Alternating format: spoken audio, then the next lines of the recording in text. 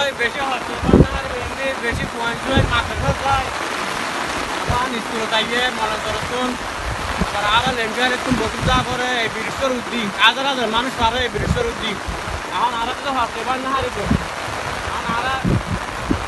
একটু দিয়ার প্রতিনিধি যারা আছে বড় বড় নেতারা আছে আর প্রধানমন্ত্রী আছে আর একটা অনুরোধ আর দ্রুত তাড়াতাড়ি যত সম্ভব পারে আর মানে মেরামত করিবার লাই উদ্যোগ নিবার লাই তাদের সাহায্য